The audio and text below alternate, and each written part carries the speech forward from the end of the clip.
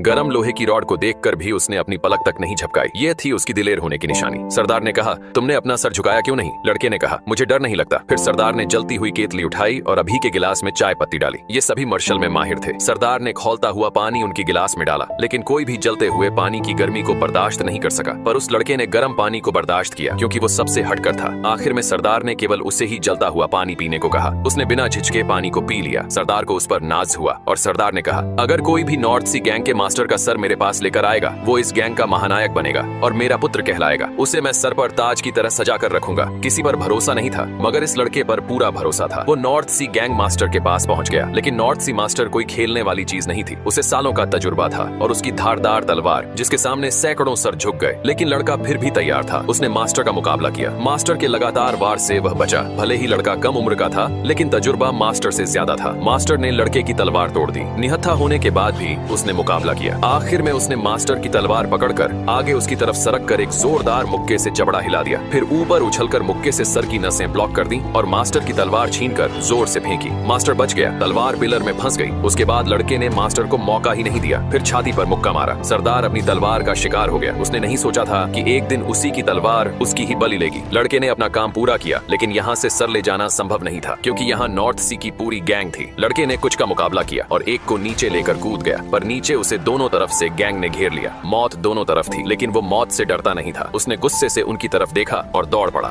लड़के ने अपनी निंजा कुंगफू से डटकर गैंग का सामना किया। उसे कोई छू तक नहीं पा रहा था। उसका हाथ किसी हथौड़े से कम नहीं था। एक मुक्के में पूरा पिलर तोड़ दिया, लेकिन गैंग बढ़ती जा रही थी। लड़के ने एक बोर्ड को पकड़ा और लातों से मारने लगा। आखिर में वो नीचे गिर गया। तभी एक साथी ने पटाखे की लड़ी नीचे फेंक दी। बहुत सारे पटाखे फूटने लगे। इसका फायदा उठाकर एक उसका साथी उसे यहाँ से ले गया। लड़के को बहुत घाव लगे थे, जिस वजह से वो बेहोश था। सरदार इस काम से बहुत खुश हुआ। उसने लड़के को अपना बेटा बना लिया।